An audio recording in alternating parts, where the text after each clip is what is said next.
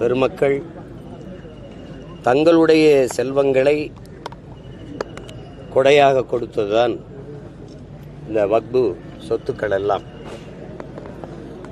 அது நபிகள் நாயகம் அவர்கள் அருளிய மொழிக்கேற்ப அதை வாங்கவோ பிறருக்கு விற்கவோ தானமாக வழங்கவோ முடியாது.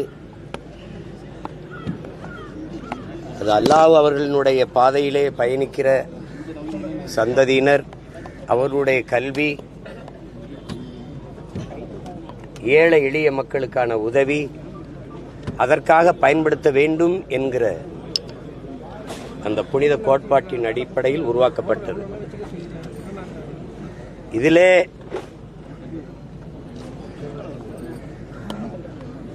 இரண்டு வகை இருக்கிறது இந்த சொத்துக்களை கொடையாக கொடுப்பது. ஒன்று, அல்லாஹ் அவர்களினுடைய திருப்பெயரால் கொடுக்கப்படுவது. இன்னொன்று, அவருடைய பெயரால் நற்பணிக்காக பெரும் செல்வந்தர்கள் கொடுப்பது. அந்த இரண்டாவது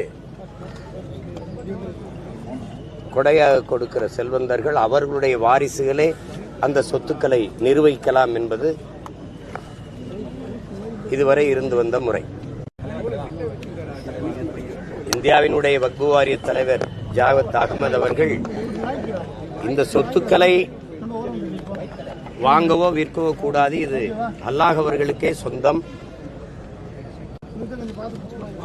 அப்படிதான் இதுவரை இருந்து வந்திருக்கிறது. 1998 நிறைவேற்றப்பட்ட சட்டம் கூட உச்சநீதிமன்றத்திலே பல முறைகள் இந்த மாதிரி சட்ட திருத்தம் கொண்டு வந்திருக்கு. முகலாயர் காலத்தில் இருக்கப்பட்டதுக்கு அப்புறம் பிரிட்டிஷ் காலத்தில் ஒரு மாறுதல், அப்புறம் விடுதலை பெற்ற இந்தியாவில் பல மாறுதல், 2013 மாறுதல், அப்படி எல்லாம் பல மாறுதல்கள் வந்து இப்ப 25 ஒரு மாறுதல் வருது. அதுல அந்த சொத்து